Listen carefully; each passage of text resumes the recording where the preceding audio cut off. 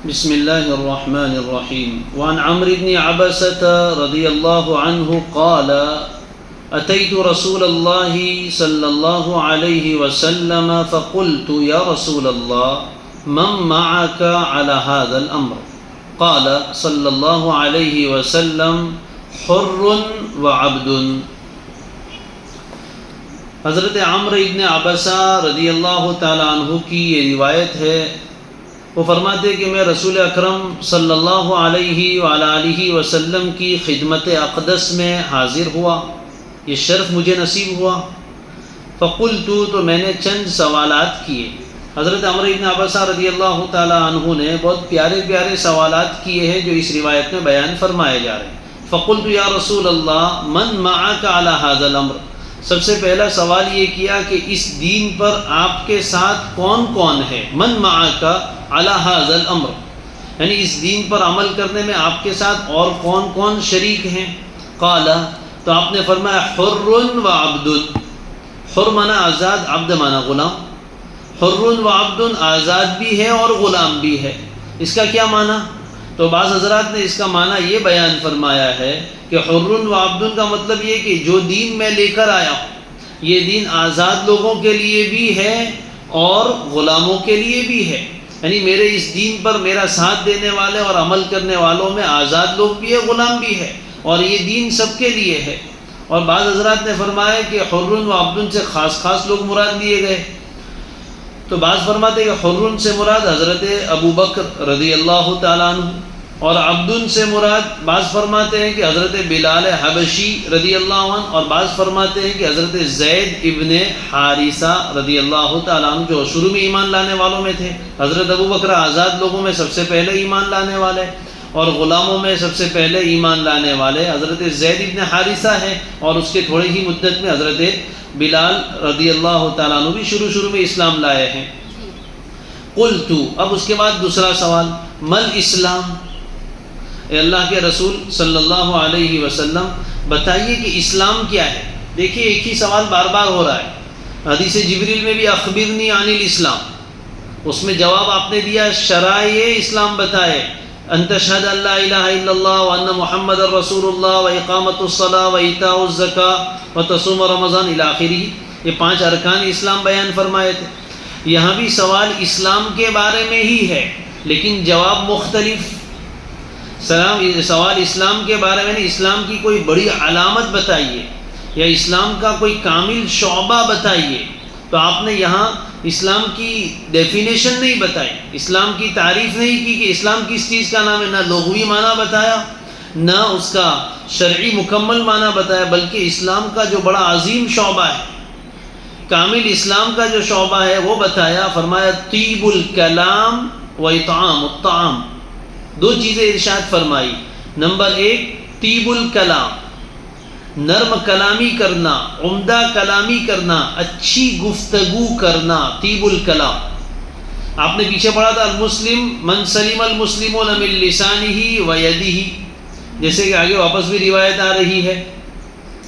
تو مسلمان وہ ہے، اس میں ہی ای الاسلامی افضل پوچھ رہے ہیں. افضل ترین اسلام کیا ہے؟ من سلم المسلمون من لسانہ و یدہ، جس کی زبان اور ہاتھوں کی تکلیف سے باقی سب مسلمان سلامت رہے. یہ اسلام کا سب سے افضل شعبہ ہے. تو وہ کیسے حاصل ہوگا؟ طیب الکلام. آدمی عمدہ گفتگو کرے گا، نرم کلامی کرے گا، اچھے انداز میں بات کرے گا تو اس سے کسی کو تکلیف نہیں ہوگی. یہ حسن اخلاق ہے، طیب الکلام. اور نمبر 2 اطعام الطعام، کھانا کھلانا. کس کو کھلانا اس کا یہاں کوئی بیان نہیں کہ غریبوں کو ہی کھلاؤ، محتاجوں کو ہی کھلاؤ. مطلقاً کھانا کھلانا، یہ انسان کے اسلام کی علامت بتائی گئی. معلوم ہوا کہ انسان کی طبیعت میں سخاوت بھی ہونی چاہیے، وہ لوگوں کو کھلانے کو پسند کرتا ہو.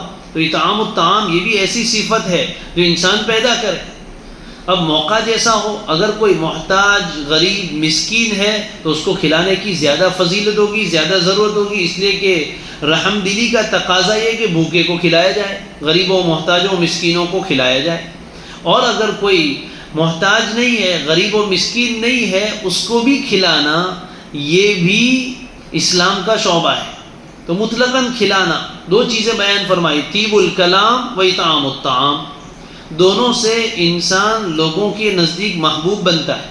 آپ اگر کسی سے نرم کلامی کریں گے، اچھے انداز میں گفتگو کریں گے، تو اس کے دل میں آپ کی جگہ بنے گی، اس کے دل میں آپ کی محبت اور انسیت پیدا ہوگی، وہ آپ سے قریب ہوگا، نفرت نہیں کرے گا بلکہ الفت رکھے گا، دشمنی نہیں رکھے گا بلکہ دوستی رکھے گا، دور نہیں جائے گا بلکہ قریب ہوگا، یہ سب فائدے ہوں گے۔ اسی طرح آپ کسی کو کھلاؤ گے تو کھلانے سے بھی محبت بڑھے گی، جو آپ کے یہاں کھائے گا وہ آپ کے گن گائے گا۔ اطعام الطعام، تو یہ دونوں چیزوں سے ایک مومن اور ایک مسلمان دوسروں کے دل میں اپنی جگہ بناتا ہے، اور پھر اس سے آگے اللہ یہی چاہتے ہیں کہ معاشرہ ایسا ہی ہو جس میں آپس میں الفت، محبت اور قرب ہو۔ تو کتنی پیاری بات ارشاد فرمائی، مل اسلام قال طیب الکلام و اطعام الطعام۔ اسلام کی علامات، اسلام کا بڑا شعبہ، اسلام کا کمال یہ ہے کہ آدمی عمدہ گفتگو کرے، نرم کلامی کرے، سخت کلامی نہ کرے، اللہ کہ کوئی ایسے مواقع ہو اس کی بات الگ ہے، لیکن عام حالات میں انسان کو نرم گفتگو کرنی چاہیے، میٹھی بات بولنی چاہیے، دل جڑے ایسی بات کہنی چاہیے، دل ٹوٹے ایسی بات نہیں کرنی چاہیے۔ وَإِطْعَامُ الطَّعَامِ، اور کھانا کھلانے کی اپنی اپنی حیثیت کے مطابق۔ ایسا تو نہیں کہا ہے کہ بریانی کھلانا ہے، ایسا تو نہیں کہا کہ قورمہ ہی کھلانا ہے، بس کچھ بھی کھلاؤ، چاہے چاکلیٹ ہو، چاہے ایک بسکٹ ہو، چاہے پانی ہو، چاہے کوئی معمولی چیز ہو، جو بھی چیز کھائی جا سکتی ہے، جو خود اپنی صلاحیت ہے، اپنی استطاعت ہے، اس کے بقدر کھلاؤ۔ کوئی ضروری نہیں کہ بہت اعلیٰ قسم کی شاہی دعوت کریں گے تو ہی اس پر عمل ہوگا۔ ہاں بڑا آدمی ہے تو شاہی دعوت کرے، شاورما کھلائے، اور اگر چھوٹا آدمی ہے، غریب آدمی ہے، تو اپنی حیثیت کے مطابق دال روٹی کچھ بھی کھلا دے، چٹنی روٹی کھلا دے۔ قلت، تیسرا سوال کیا حضرت عمر ابن عبسہ رضی اللہ عنہ، مل ایمان، اللہ کے رسول ایمان کیا ہے؟ یہاں بھی وہی بات، ایمان کی حقیقت نہیں پوچھی، کن کن باتوں پر ایمان لانا ہے وہ نہیں پوچھا، ایمان کے بہت اعلیٰ قسم کی چیزیں اور صفات کیا ہے مومن کی؟ فرمایا الصبر والسماحہ، قال صلی اللہ علیہ وسلم الصبر والسماحۃ، صبر تو جانتے ہیں، صبر ایک صفت ہے جو انسان کے دل میں پائی جاتی ہے، اور صبر کی الگ الگ اقسام آپ نے تفسیر وغیرہ میں پڑھی ہوگی، صبر عن المعصیت، صبر علی الطاعت، اور صبر علی البلاء، گناہوں سے اپنے آپ کو روکنا۔ صبر نام ایک ایسی کیفیت کا جس میں انسان کو اپنی ذات پر، اپنے نفس پر کنٹرول ہو، گناہ کا موقع آ جائے اور نفس اس کی طرف قدم اٹھا رہا ہے تو انسان اپنے نفس پر کنٹرول کرے، اس کو روک لے، یہ صبر عن المعصیت بن گیا۔ نیکی کا کام ہے، تکلیف ہو رہی ہے، پیر میں درد ہو رہا ہے، نفس چاہتا ہے کہ بس نماز چھوڑ دو، لیکن انسان اپنے نفس پر کنٹرول کرے اور اس کو عبادت میں جمائے رکھے، یہ صبر علی الطاعت ہے۔ اور کوئی تکلیف آ جائے، مصیبت آ جائے، بیماری، تنگ دستی آ جائے اور نفس بے صبری کرنے لگے، ہائی واویلا کرنے لگے، اللہ سے ناراض ہونے لگے، تو اس پر اپنے آپ کو روکے، نفس کو، اور ایسی بے صبری، جزا فضا، ہائی واویلا نہ کرنے دے، یہ صبر ہے۔ یہ کب پیدا ہوگا؟ ایمان سے۔ اور صبر، تو صبر میں کیا ہے؟ صبر میں جو بھی چیزیں نہیں ہے اس پر صبر کر، الصبر علی المفقود، جو چیزیں موجود نہیں ہیں ان پر صبر کرے، تو صبر میں الکف ہے، رکنا ہے، اور السماحہ، سماحتن اصل میں کہتے ہیں سخاوت کو، سین میم حا، سماحہ، یسمح سماحتن، تو یہ لفظ عربی میں استعمال ہوتا ہے سخاوت کے معنی میں، فراخ دلی کے معنی میں، اجازت کے لیے بھی استعمال ہوتا ہے، هل تسمح لی بان اقول کذا، کیا آپ مجھے اجازت دیتے ہیں؟ تو اجازت کون دے گا؟ جس کا دل بڑا ہوگا وہی اجازت دے گا۔ اسی طرح عربی میں بولتے ہیں سماحت الشیخ، کوئی بڑا آدمی، بڑے عالم ہوتے ہیں تو ان کو بولتے ہیں سماحت الشیخ، یعنی ان کی ذات پرجود، سخی آدمی۔ تو سماحت کے معنی کیا ہے؟ سخاوت۔ تو ایمان کی دوسری بڑی صفت کیا ہے؟ سخاوت، السماحہ بمعنی السخاوہ، سخاوت کرے، یعنی جود اور سخا اس میں ہو، فراخ دلی ہو، اور یہ کب حاصل ہوگی؟ جبکہ دنیا سے بے رغبتی ہوگی، زہد پیدا ہوگا۔ آدمی کے دل میں اگر دنیا کی محبت ہے تو وہ سخاوت کر ہی نہیں سکتا، وہ تو اپنے لیے بچا بچا کے رکھے گا۔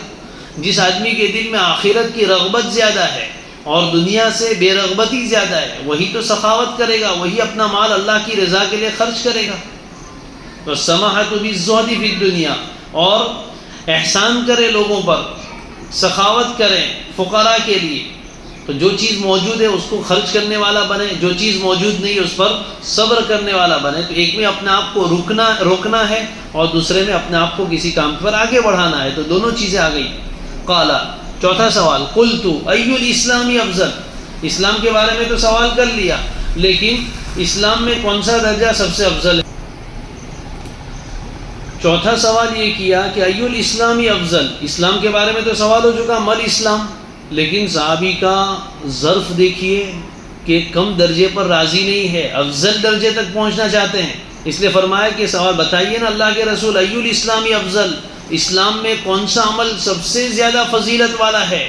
قال من سلم المسلمون من لسانه وید، یعنی اس آدمی کا اسلام سب سے افضل ہے کہ جس کی زبان سے اور اس کے ہاتھ سے دوسرے سارے مسلمان سلامت رہے. اور یہ حدیث تفصیل کے ساتھ پیچھے گزر چکی. قال قلت ای الایمان افضل. پھر میں نے مزید پانچواں سوال کیا کہ اللہ کے رسول بتائیے ایمان کے اعمال میں سے کون سا عمل سب سے زیادہ فضیلت والا؟ ای الایمان افضل، کون سا ایمان، یعنی ای اعمال الایمان افضل، ایمان کے اعمال، ایمان کے اوصاف میں سے کون سا وصف سب سے زیادہ فضیلت والا ہے؟ قال، ارشاد فرمایا، خلق حسن، اچھے اخلاق. ایمان کی تعریف کس سے کی؟ ای الایمان افضل خلق حسن، یعنی وہ ایمان جو انسان کو اچھے اخلاق تک پہنچا دے. اور خلق حسن اس کی تفصیل تو بہت زیادہ ہے، اچھے اخلاق بہت سے ہیں، لیکن اس میں جو کچھ اخلاق ایسے جس کا تعلق فیما بینہ و بین اللہ، بندے اور اللہ کے درمیان. کچھ اچھے اخلاق ایسے جس کا تعلق فیما بینہ و بین الناس، انسان اور انسانوں کے درمیان. تو اللہ کے ساتھ سب سے اچھے اخلاق کیا ہے؟ عاجزی، تواضع، اخلاص، وفاداری. یہ سب اچھے اخلاق ہے. اور انسانوں کے ساتھ گفتگو کرنے میں نرم کلامی، سخاوت اور سخت کلامی سے اپنے آپ کو بچانا، یہ انسانوں کے ساتھ سب سے اچھے اخلاق ہے. تواضع سے پیش آئے، تکبر نہ کرے. خلق حسن. قال، چھٹا سوال کیا، قلت ای الصلاۃ افضل. صحابی کا ظرف بڑا عالی ہے. عمرو بن عبسہ رضی اللہ عنہ ہر چیز میں افضل چیز تک پہنچنا چاہتے ہیں، اعلیٰ کیٹیگری تک. ادنا درجے پر، کم درجے پر راضی نہیں ہے. نماز تو سب پڑھتے ہیں، لیکن یہ بتائیے کہ نمازوں میں کون سی نماز سب سے زیادہ فضیلت والی؟ قال، فرمایا، طول القنوت. طول کے معنی تو لمبا ہے. قنوت کا لفظ کئی معنی میں آتا ہے. قنوت کا معنی کبھی ہوتا ہے تابع داری، کبھی قنوت کا معنی ہوتا ہے نماز، کبھی قنوت کا معنی ہوتا ہے قیام. وقوموا للہ قانتین، قنوت کا معنی قیام. کبھی معنی ہوتا ہے خشوع. یہاں کون سا معنی ہے؟ قیام اور خشوع. طول القنوت یعنی طول القیام، وہ نماز زیادہ فضیلت والی جس میں لمبا قیام کیا جائے. یعنی چھوٹی چھوٹی صورتیں نہ پڑھے. لمبا قیام کب ہوگا؟ جب لمبی قرات ہوگی، تبھی تو لمبا قیام ہوگا. تو چھوٹی چھوٹی والعصر انا اعطیناہ نہ پڑھے، بلکہ لمبی قرات کرے. خصوصاً نوافل میں، فرض میں تو امام کو ذمہ داری ہوتی ہے، اس لیے اعتدال والی قرات کرتے ہیں. لیکن طول القنوت یعنی طول القیام. اور طول قیام کیسے ہوگا؟ طول قرات سے ہوگا. تو لمبی نماز پڑھے یعنی لمبا قیام کرے، لمبی قرات کرے، یہ سب سے اچھی نماز ہے. معلوم ہوا کہ قرات لمبی ہو، اس میں قرآن زیادہ پڑھا جائے تو ظاہر ہے ثواب بھی زیادہ ملے گا. اور پڑھنے کی چیزوں میں سب سے افضل چیز قرات یعنی قرآن مجید ہے، اور قیام میں قرات ہوتی ہے، اس لیے یہ سب سے افضل. اور نماز میں جو افعال ہے، نماز نام ہے دو چیزوں کا، اقوال اور افعال. یعنی کچھ چیزیں پڑھنے کی ہوتی ہے اور کچھ کام کرنے کے، جیسے قیام، رکوع، سجود، یہ افعال ہے. اور قرات، تسبیح، یہ سب اقوال ہیں. تو اقوال میں سب سے افضل چیز قرات ہے، اس لیے طول قیام، طول قنوت. اور افعال میں سب سے افضل سجدہ ہے، اس لیے بندہ اس میں سب سے زیادہ قریب ہوتا ہے. اس لیے اس سلسلے میں اختلاف ہے کہ طول قیام افضل ہے یا کثرت سجود. یعنی کوئی آدمی کے پاس مثال کے طور پر 1 گھنٹے کا وقت ہے اور 1 گھنٹہ اس کو نماز میں گزارنا ہے، تو اس کے لیے کیا افضل ہے؟ 1 گھنٹے میں وہ صرف 2 رکعت پڑھے اور سورہ بقرہ پڑھ ڈالے، تو رکعت تو 2 ہی ہوئی نا، اور 2 رکعت میں 4 سجدے ہوئے. لیکن قرات بہت لمبی ہوئی، سورہ بقرہ پڑھ لی. اور دوسرا آدمی 1 گھنٹے میں 60 رکعت پڑھتا ہے، 1 منٹ کی 1 رکعت، اور ہر 2 رکعت میں والعصر انا اعطیناہ، والعصر انا اعطیناہ. ٹھیک ہے، تو اس نے کتنی رکعت پڑھی؟ 60، اور 60 رکعت میں سجدے کتنے کیے؟ 120. تو کثرت سجود ہوا نا. اور پہلے نے سجدے صرف 4 ہی کیے، لیکن قرات بہت لمبی کی. تو طول قیام افضل ہے یا کثرت سجود؟ یعنی لمبی قرات کرے اور رکعت کی تعداد کم رہے، یہ افضل، یا قرات چھوٹی چھوٹی کرے اور رکعت کی تعداد زیادہ ہو تو سجدے زیادہ ہو جائیں گے، یہ افضل ہے. بعض علماء فرماتے طول قیام افضل، بعض کہتے ہیں کثرت سجود افضل. علامہ ابن تیمیہ رحمہ اللہ، انہوں نے فیصلہ کیا کہ یہ چیز ایسی ہے کہ انسان کی طبیعت کبھی کبھی زیادہ قرات کی طرف چلتی ہے، لمبی قرآن پڑھنے میں اس کو مزہ آتا ہے، تو ایسا آدمی کے لیے طول قیام افضل ہے. اور کبھی ایسا ہوتا ہے کہ آدمی کا قرات میں بہت دل نہیں لگتا، بس سجدے کرنے کو دل چاہتا ہے، تو اس وقت اس کے لیے کثرت سجود افضل ہے. اور دونوں میں اپنے اپنے اعتبار سے فضیلت ہے. قیام اس اعتبار سے فضیلت ہے کہ وہ افضل الاقوال پر مشتمل ہے. قیام میں قرات ہوتی ہے جو سب سے افضل اقوال اللہ کے قرب کا ذریعہ ہے، اور افعال میں سب سے افضل سجدہ ہے. جیسے کہ سورہ علق کی آخری آیت ہے سجدہ کر اور قرب پالے، تو سجدہ اللہ سے قریب کرنے والا. حدیث شریف میں ان اقرب ما یکون فیہ العبد من ربہ وہو فی السجود او کما قال علیہ الصلوۃ والسلام، بندہ اپنے رب سے سب سے زیادہ قریب اس وقت ہوتا ہے جب وہ سجدے میں ہوتا ہے. تو دونوں افضل ہے. قال قلت ای الہجرۃ افضل، ہجرت تو بہت سارے لوگوں نے کی ہے، لیکن ہجرت میں کون سی ہجرت سب سے زیادہ فضیلت والی؟ قال، ارشاد فرمایا، ان تہجر ما کریہ ربک، حجر حجر چھوڑ دینا، وہ ہجرت سب سے افضل ہے کہ تو چھوڑ دے ان تمام چیزوں کو جس کو تیرا رب ناپسند کرے. اللہ تعالیٰ جن جن چیزوں کو ناپسند کرتے ہیں تو ان تمام چیزوں کو چھوڑ دے، یہ ہجرت سب سے افضل ہے. اسی کو کہا تھا المہاجر من حجر ما نہى اللہ عنہ، حقیقی مہاجر وہ ہے جو اللہ کی منع کردہ چیزوں کو چھوڑ دے. وہی بات یہاں بھی بیان کی. آگے مزید سوال کیا، قال فأی الجہاد افضل، جہاد میں تو بہت سارے لوگ جاتے ہیں، لیکن جہاد میں سب سے افضل جہاد کون سا؟ قال، فرمایا، من عقیر جواد واہریق دمہ. عقرہ یعقر کے معنی کوچے کاٹ ڈالنا، فعقروها فاصبحوا نادمین قرآن میں ہے. جواد کے معنی عمدہ گھوڑا. کوئی آدمی جہاد میں گیا تھا اپنا اعلیٰ سے اعلیٰ گھوڑا لے کر، جو جنگ کا بڑا ماہر ہے، جنگی گھوڑے الگ آتے ہیں، لیکن جنگ میں ایسی بات پیش آئی کہ اس کا عمدہ سے عمدہ گھوڑا بھی شہید کر دیا گیا، اس کی بھی پونچھیں کاٹ ڈالی گئی. وَأُهْرِيقَ دَمُهُ، اور خود اس جہاد کرنے والے کا خون بھی بہا دیا گیا، یعنی وہ بھی شہید ہو گیا. تو خود بھی شہید ہوا اور اس کے ساتھ ساتھ اس کی سواری اور اس کا گھوڑا بھی شہید، یعنی جان بھی اللہ کے راستے میں قربان اور مال بھی اللہ کے راستے میں قربان. اس آدمی کا جہاد سب سے افضل جہاد ہوا. قال قلت ای الساعات افضل، دن میں تو 24 گھنٹے ہیں، ان اوقات میں، ان گھڑیوں میں کون سی گھڑی سب سے زیادہ فضیلت والی؟ اوقات میں کون سا وقت سب سے زیادہ فضیلت والا؟ قال، فرمایا، جوف اللیل الآخر، رات کے آخر کا درمیانی حصہ، یعنی رات کا درمیانی حصہ. یہ آخر، یہ جوف کی صفت ہے، رات کا جوف الآخر، آخری درمیانی حصہ، یعنی نصف الاخیر، آدھی رات کے بعد والا جو حصہ ہے وہ حصہ سب سے افضل ہے. پوری دنیا میں پرسکون ہو، اللہ تعالیٰ آسمان دنیا پر ہوتے ہیں، اعلان کرتے ہیں، حل من مستغفر فاغفر له، حل من سائل فاعطیہ، ہے کوئی مغفرت مانگنے والا کہ میں اس کی مغفرت کروں، ہے کوئی سوال کرنے والا کہ میں اس کو عطا کروں. اللہ کی طرف سے منادی ہوتی رہتی ہے، آواز لگائی جاتی ہے. اس وقت میں دعائیں بہت زیادہ اللہ کی بارگاہ میں قبول ہوتی ہے. تو اس وقت کی فضیلت کو حاصل کرنے کے لیے بستر پہ سونے والوں کو نہیں ملتی ہے، اس وقت کی فضیلت مصلی پر سجدہ کرنے والوں کو ملتی ہے. اللہ تعالی ہمیں ان سب افضلیت کی طرف جانے کی توفیق عطا فرمائے. آمین.